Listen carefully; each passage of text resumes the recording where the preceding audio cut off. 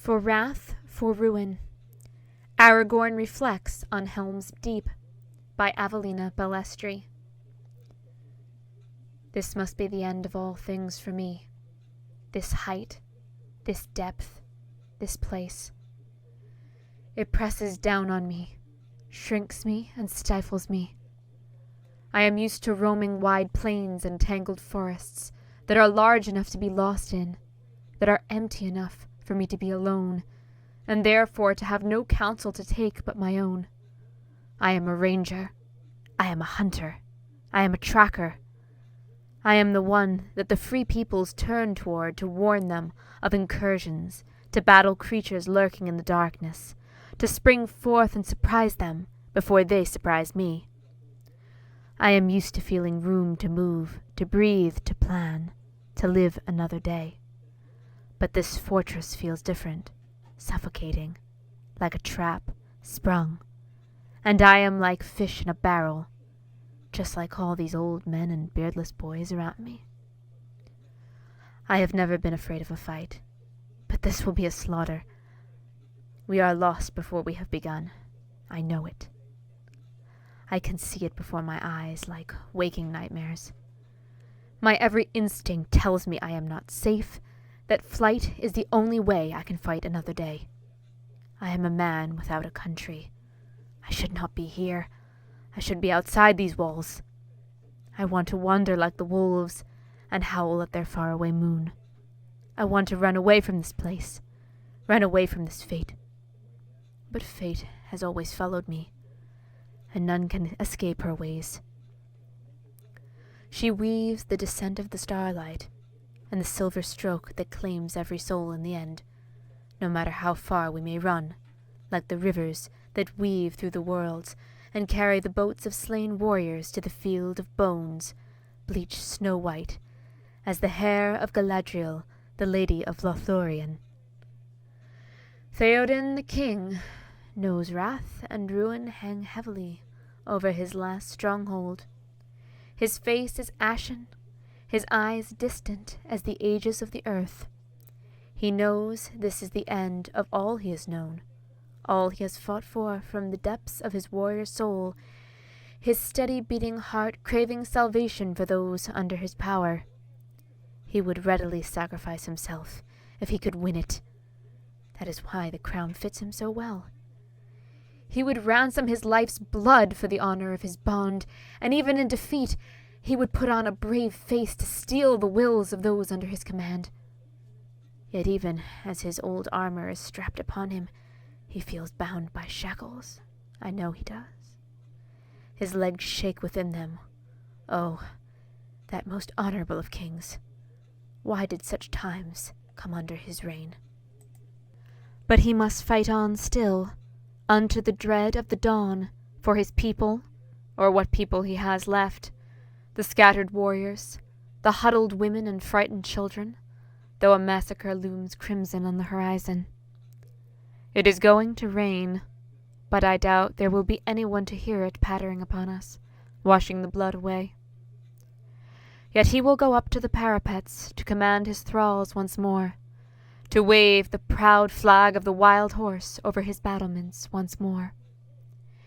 Even if it is for the sake of old memories, for the sake of all that once was and may never be again, he will do it, and I will stand beside him, and we will make an end for the bards to sing about.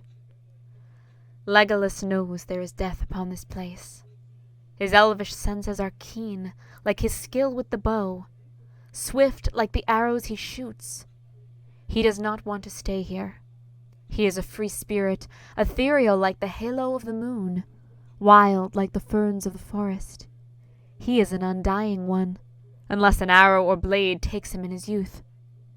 The jokes have died on his tongue often enough these past days, facing the abyss. We have quarreled, as brothers would do. He does not wish to stay, but he stays for me. We have grown too accustomed to one another to be parted now, and I will stay for Theoden. If I did not, the free-flowing waters would curse me when I saw my face in their reflection, or poison me when I bent to drink from them. This is the curse and blessing of friendship. This the edge, the brink, the chasm. We cannot explain it, but we live it. We all stay for each other in the face of death, though each of us must face death alone. I have spent too many years among the elves, although I am not from them. The northern kingdom of my ancestors was destroyed long ago, and Gondor is but a shell of its former glories. I remember Boromir's dimming eyes, and my vow to save that kingdom. The poor man. How could I say anything else to him? He had fallen so low, and yet I could hardly blame him for the desperation of his zeal. At least he had a home to fight for. And what was I but a wanderer, an exile too uncertain of my own worth to claim the sword of my ancestors, the crown of their kings? The sword has been shattered, and the shards cut my dead friend's fingers.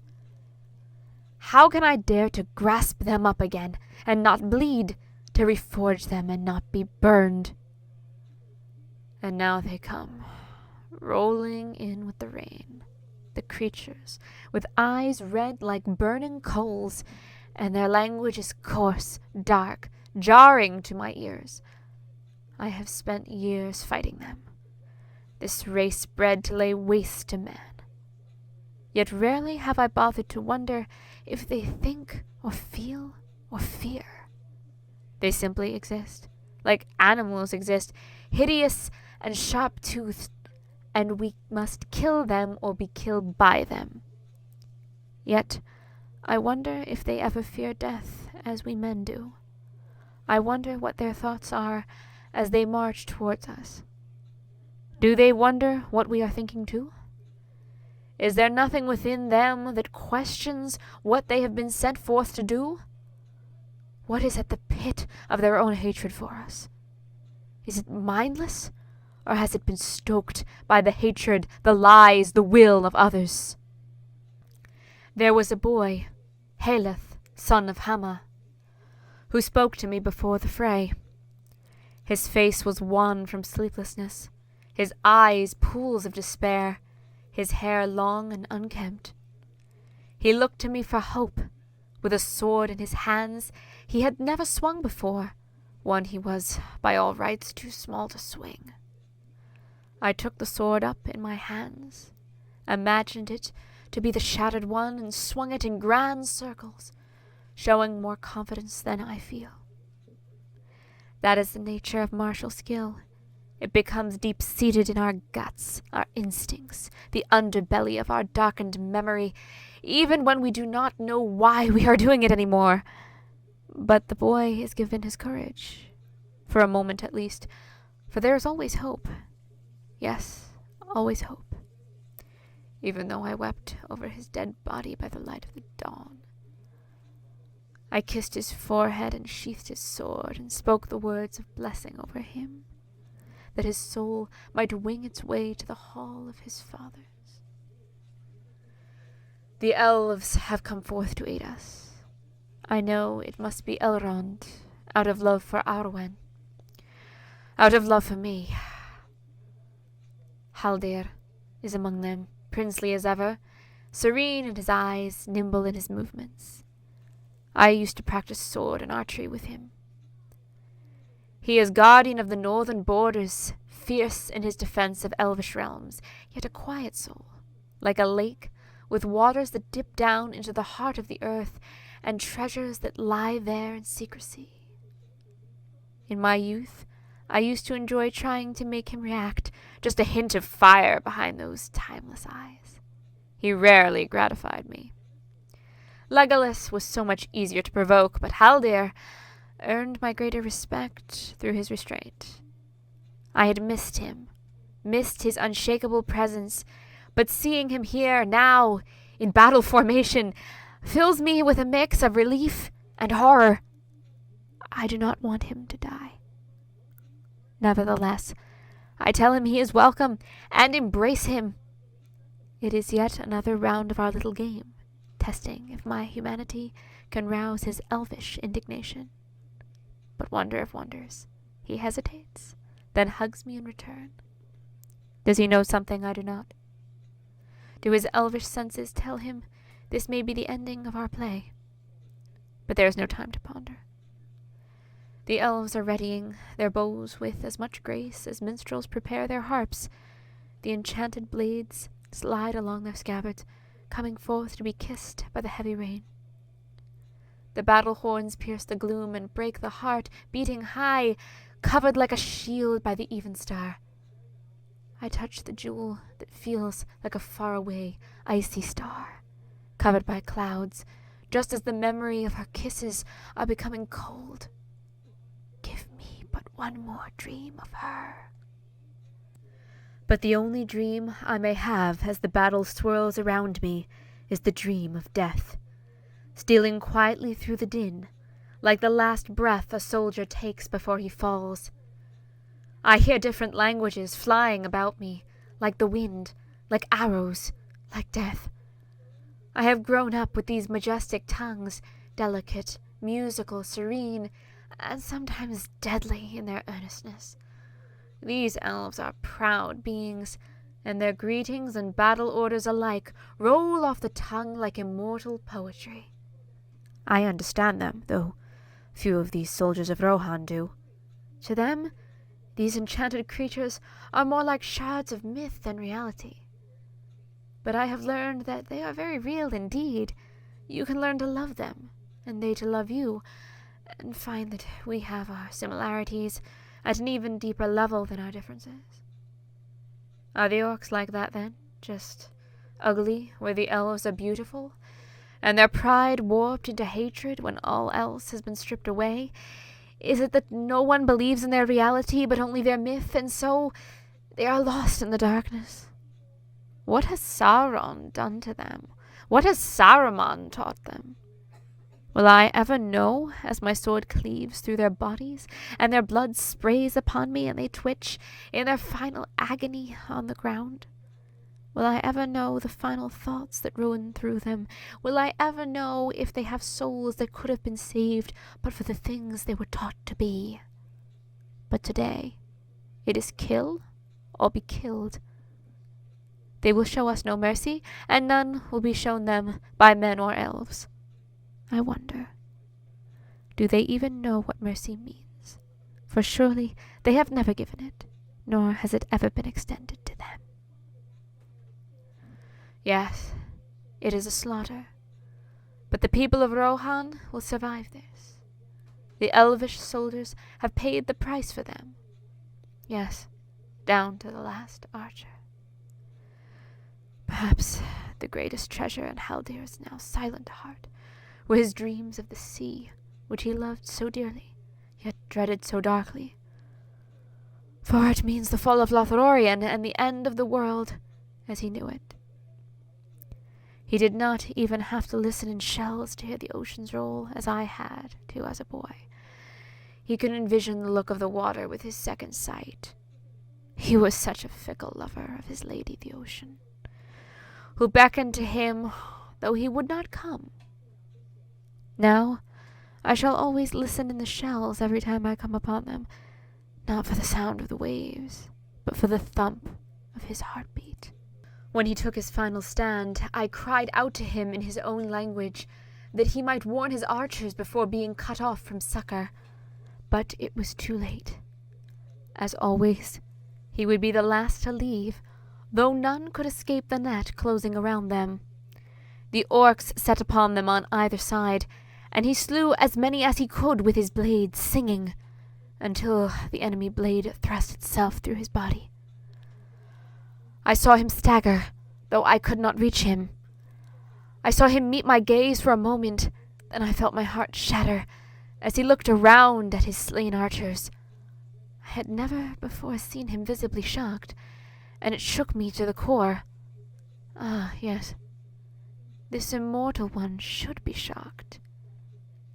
He was so unaccustomed to seeing death. In this, we men were more immune, were more grimly stoic than he, a warrior innocent.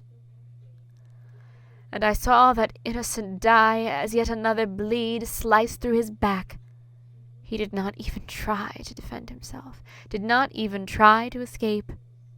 He would die with his kinsmen, die as his race was dying, leaving, fading, giving over their last glimmer, like the fading of the first day of creation, too beautiful to last forever. I was finally able to break through to him, rush to his side. I caught him as he fell into my arms. There was a last spark of life in his eyes, even as the blood trickled down his mouth. It spoke to me. Is this the way of mortals? Is this the thing most feared? We have tasted it now, though we are unused to it. I am unused to it. It is a terror to face it alone. Stay with me. I stayed with him, my hand placed over his heart. I would not leave him until his spirit left him. The blood ran fast and free, soaking his clothes, but even though his breathing weakened, he did not struggle as I have seen men do. I wonder what he thought of then.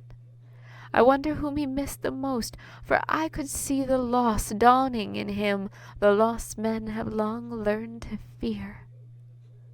But then that serenity came back to him, that strange elvish knowing, melancholy and resigned, and he placed his hand over mine and whispered in his language what he saw for us in the future. Ui vevid, naionat. This is not the end. This is the beginning. Aragorn, King of Men. Days have passed now since his eyes emptied of light, and I grieve for all that has been lost, all that I am losing, all that I am being called to do, yet that I may fail to fulfill. I even grieve for death itself. Surely it must be saddened to rob life in the face of such gallant opposition. I see in the Lady Eowyn's eyes the color of the ocean, and it knows the depths of my soul. She comes to me as I sit alone on the steps of her uncle's great hall. In her hands there is a shell, gray on the outside, but containing the colors of the rainbow within. It holds fresh water in it for me to drink, and I oblige her by raising it to my lips. I drink to the victorious dead, and imagine the ships bearing souls over the horizon, where they are ever bound to the circles of the world, and yet become more than memory. Vesheil, she whispers in her people's ancient tongue, be well.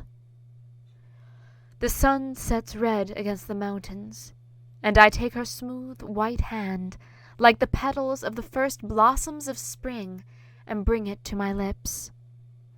There are crystal tears melting from the blue of her gaze, and the sea could not have been more mesmerizing.